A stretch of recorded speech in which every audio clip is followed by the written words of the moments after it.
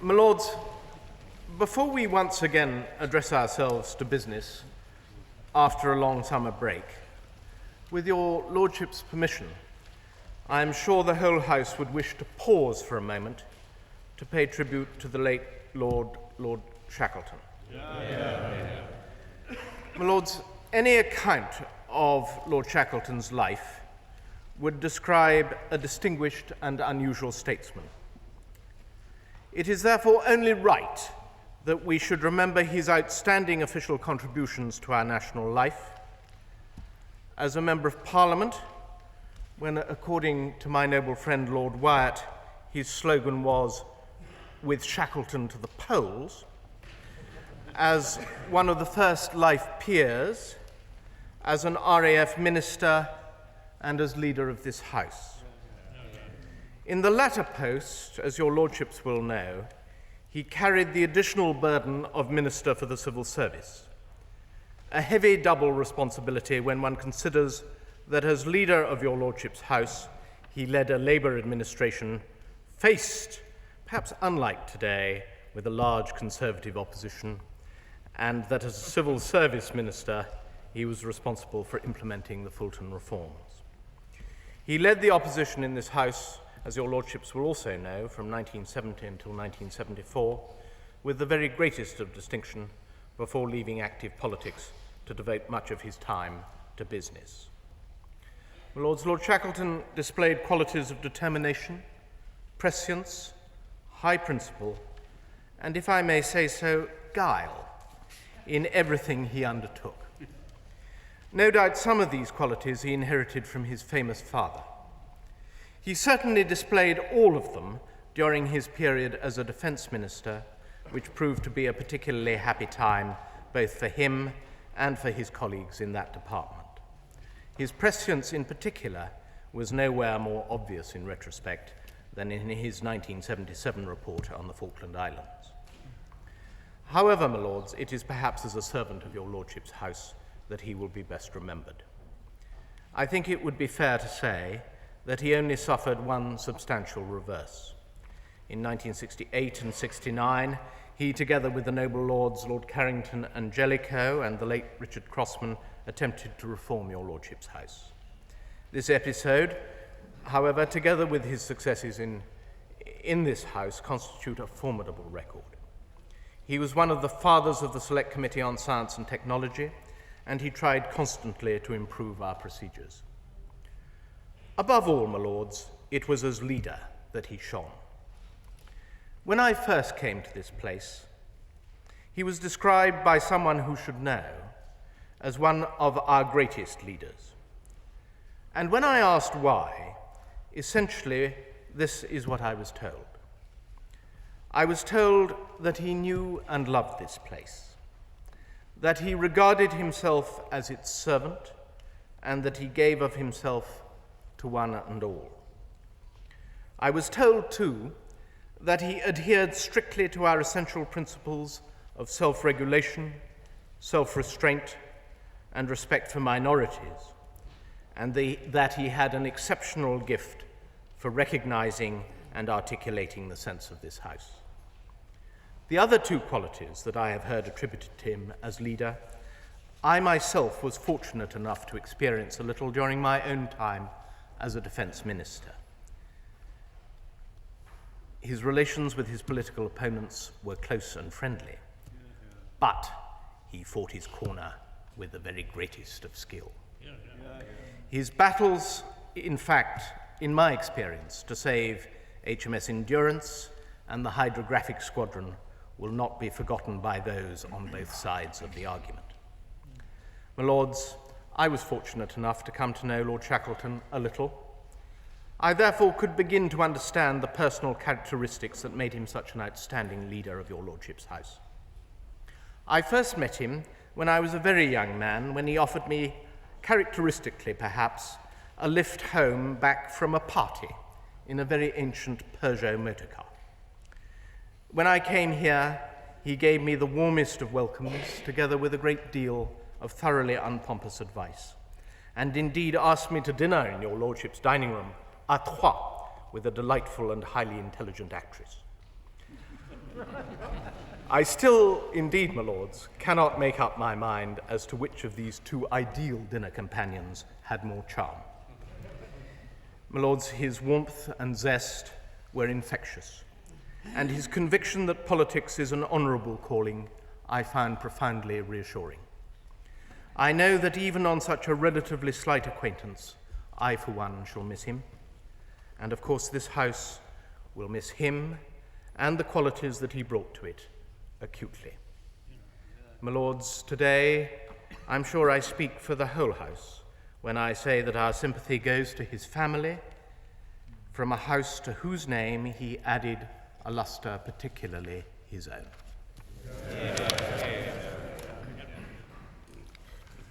My lords, we on this side of the house are grateful for what the leader of the house has had to say about Lord Shackleton. We're grateful to him for his kind words and for his sentiments. He's quite right. I think Lord Shackleton's death is a sad loss, which we all share. I think we pay tribute to him today, not only for his massive contribution over the years to the public life of this country, but also for his personal qualities as a man. His history, my lords, is well known. He was the son of a famous father whose exploits in the Antarctic were indeed legendary. He nonetheless became a traveller and an explorer very much in his own right. Born in 1911, the youngest child of his parents, he was only, I think, 10 when his father died on board ship off South Georgia in January of 1922.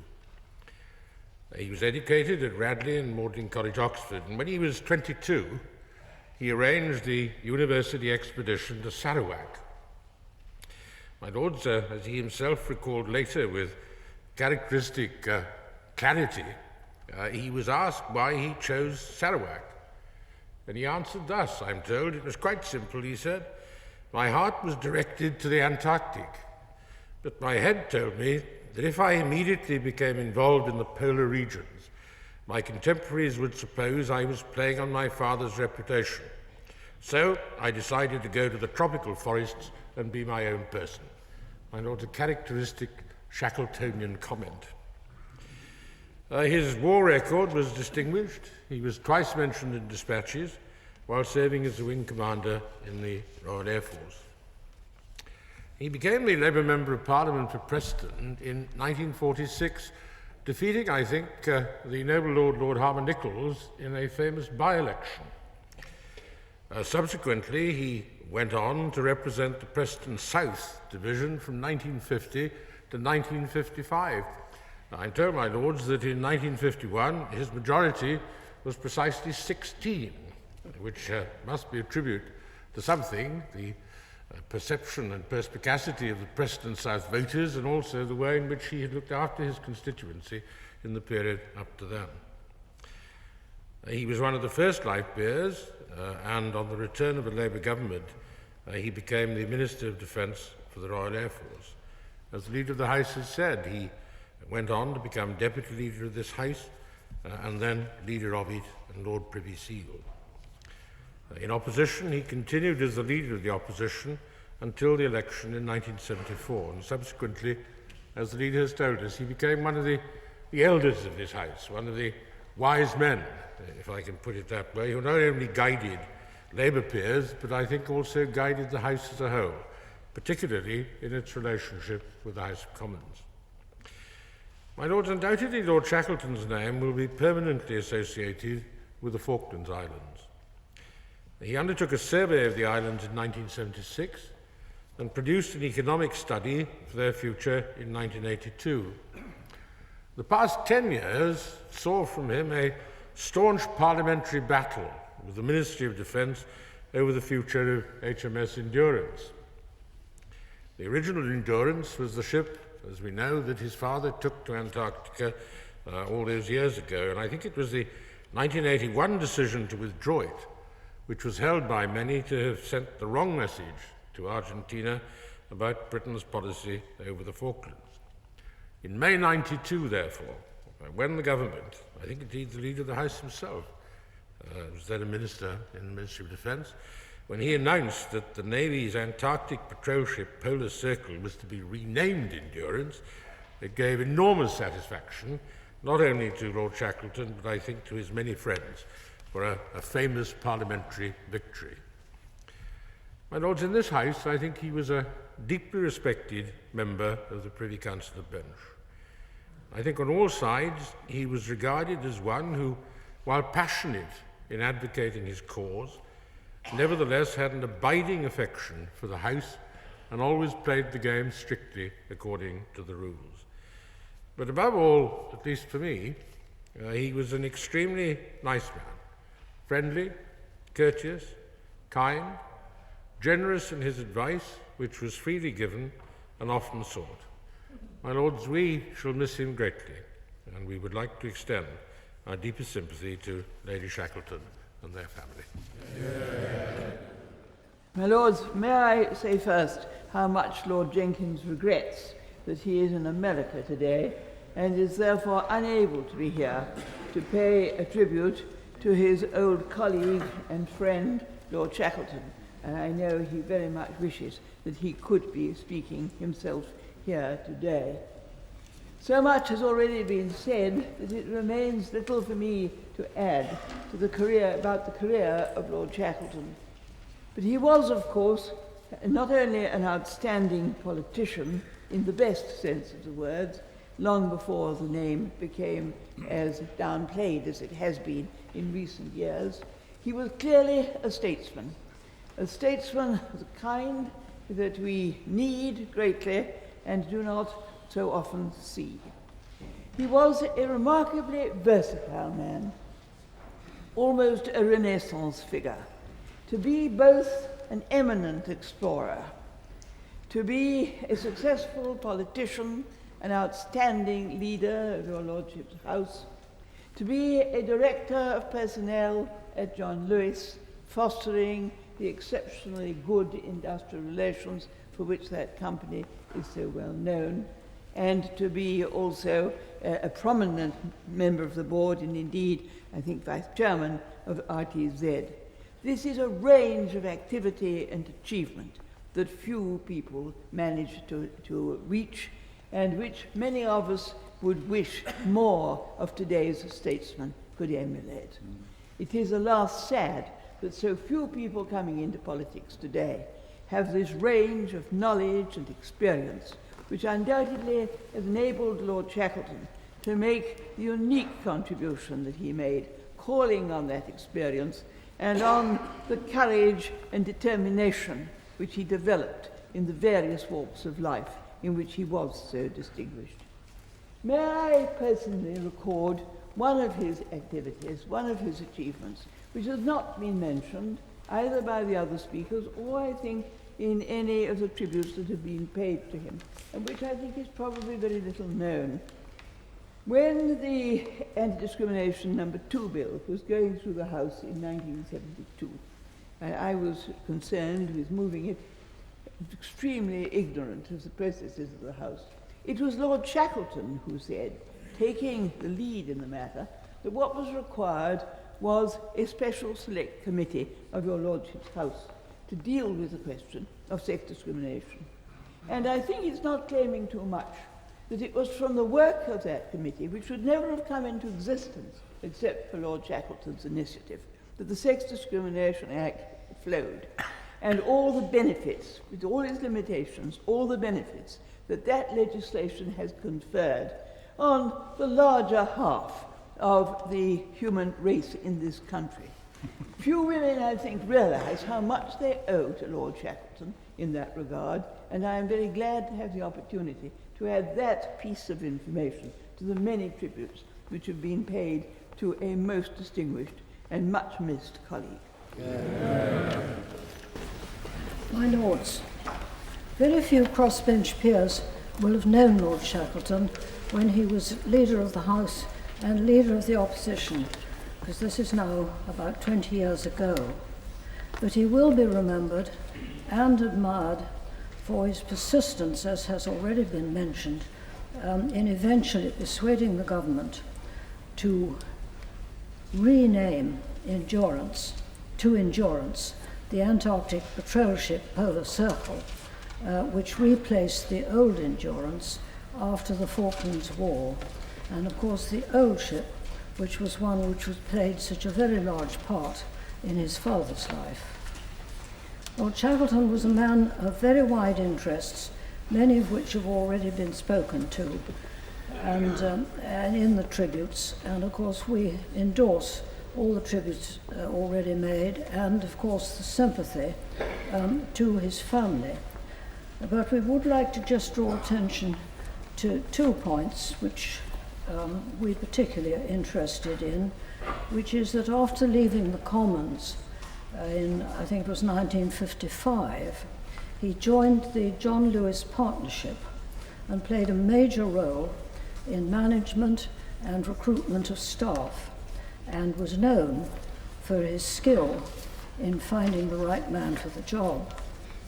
And secondly, later on in 1973, after ending his full-time party political career, he took a directorship in Rio Tinto Zinc, where once again his special skills were used in sorting out problems and getting the confidence of personnel and fitting them into the right jobs.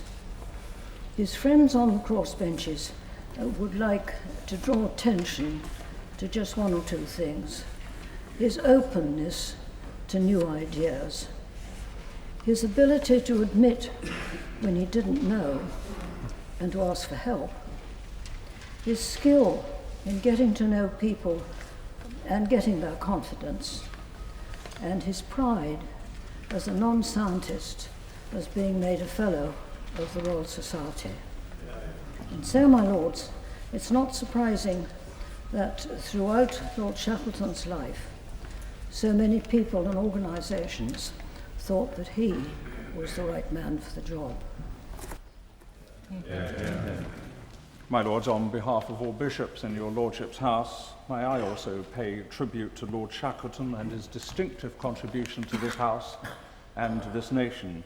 As we've already heard, to follow a famous father is never easy, but it was one of those admirable qualities which Lord Shackleton exemplified, that his sense of history allowed him to be independent of his father's achievements, and yet at the same time to enjoy the same love of adventure and exploration. 3 words particularly strike me as I think of his life: self-reliance, resourcefulness, and initiative.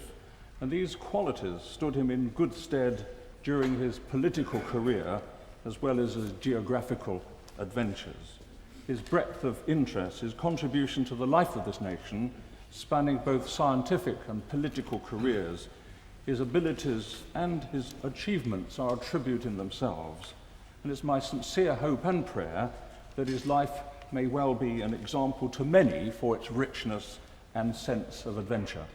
I'm sure that all people of faith will want to say with me, may he rest in peace. My lords, the death of Eddie Shackleton removes a colleague of nearly 50 years and a friend for all that time. I just wish to pay tribute to the enthusiasm with which he pursued every cause, the tenacity with which he followed it up, the generosity that he always showed. I especially remember the way in which he put aside his personal affairs in 1976-77 in order to help me at a particularly difficult time with the Falkland Islands, when there seemed a possibility of invasion, and we were trying to tempt him into joining with us in what would have been of mutual advantage in the economic development of the South Atlantic. These and many other memories I carry of a warm and generous colleague, one who never carried opposition into enmity, but one who also never stood any nonsense. I'm so glad that a member of his family is able to listen to us today and the eloquent tributes that have been paid. We shall miss a dear friend. My lords, I wonder whether your lordships would allow me very briefly to support what the leader of the House and others have said about Lord Shackleton. And I do so for two reasons. First of all, because for a great many years, he and I sat on opposite front benches, either as leader of the House or leader of the opposition or in various other capacities depending upon which government was in power. And as the noble Lord, the leader of the House, has said, we were both of us involved in what I suppose one would now call the non-reformation of the House of Lords. He was a doughty opponent. He was a vigorous debater. He was scrupulously fair and honourable. And in politics, as in business, he was a man of the highest principle and of the greatest integrity. And in all those years, he was, for me, a close personal friend. He was a great servant of his party, of this house, and of the country. And I remember on one occasion, when he was Minister of Defence for the Royal Air Force, he announced the arrival of the Shackleton Mark II maritime reconnaissance aircraft, declaring that it was a great improvement on the Mark I. In my judgment, there was no improvement possible on the original Shackleton. And those of us who were fortunate enough to work with him remember him with respect and affection. My lords, I endorse all the fine things, the true things that have been said about Eddie Shackleton. But as he succeeded me as leader of the House, it's inevitable I should say just one or two words. I first got to know him when we welcomed him in here in 1958 as a live peer, one of the first live peers. I remember Clem Attlee saying what a fine debater we should find him, and of course we found him that then and in the years that followed. But later my relationship with him was close and, if you like, rather delicate.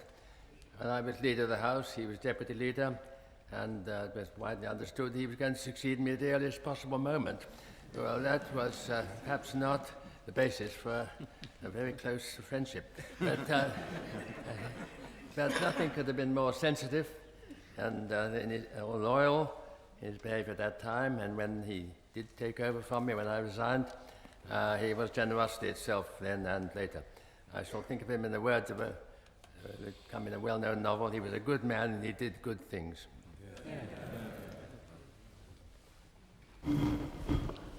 The Lord Boyd Carpenter.